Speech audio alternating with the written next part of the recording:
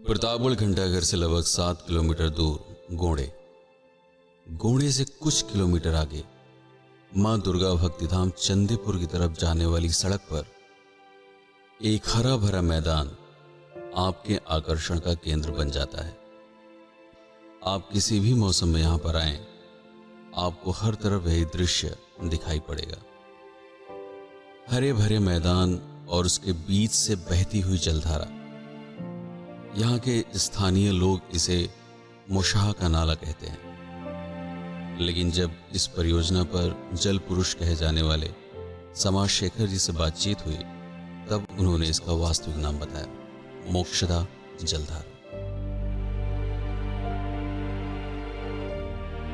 गहन अध्ययन के बाद यह बात प्रमाणित होती हुई से लगती है कि रामचरितमानस के रचयिता गोस्वामी तुलसीदास के गुरु का यहाँ से बहुत ही गहरा संबंध था। यह माना जा सकता है कि यहाँ आसपास कहीं उनका आश्रम रहा होगा। समय के साथ यहाँ पर प्राकृतिक दृश्यों में काफी परिवर्तन हुआ, भौगोलिकता में भी थोड़ा बदलाव आया। इसलिए चीजों को समझने के लिए हमें आवश्यकता थी कि यहाँ आसपास छुपे हुए कुछ ऐसे प्रतीकों पर अपना ध्यान केंद्रित किया जाए जो हमें भूतकाल में देखने के लिए एक मार्ग दिखा सके। कुछ आगे जाकर यह जलधारा दो भागों में विभक्त होती हुई सी नजर आती है। एक गांव के अंदर जाकर कहीं गुम हो जाती है।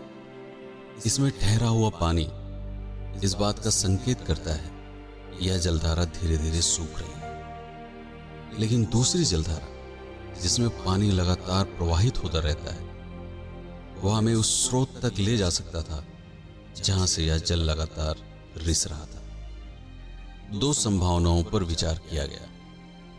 या तो इस जलधारा का कारण यहां आसपास से बहने वाले किसी नहर का रिसाव था, या फिर जमीन के नीचे जल का कोई ऐसा विशाल भंडारण था जिस पर अत्यधिक दबाव के कारण यह जलधारा सामान्य रफ्तार से धीरे धीरे प्रवाहित हो रही थी।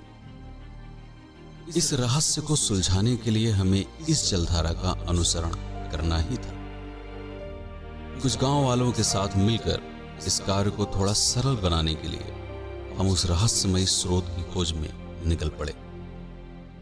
कुछ देर तक ऊपर नीचे चलते हुए हम एक ऐसी जगह पर पहुंचे जहां पर हमारे प्रश्नों के उत्तर मिलते हुए से प्रतीत होते हैं।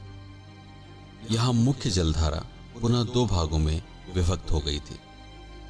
एक में पानी स्थिर था और दूसरे में प्रवाहित जलधारा से ऐसा प्रतीत हुआ जैसे आगे जाकर या किसी नहर का रिसाव हो सकता था जो यहां से कुछ ही दूरी से गुजरती थी। साथ आए हुए विशेषज्ञों का यह मत था कि दूसरी धारा का कारण एक विशाल जलकोश हो सकता था जिसका अस्तित्व यहां आसपास फैली जमीन के नीचे संभव था। थोड़ी सी खुदाई पर ही यहां पर पानी का दबाव दिखाई पड़ने लगता है।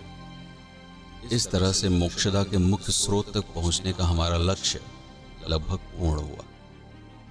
लेकिन इस जलधारा की पौराणिकता के बारे में अभी जानना शेष है। वह फिर कभी।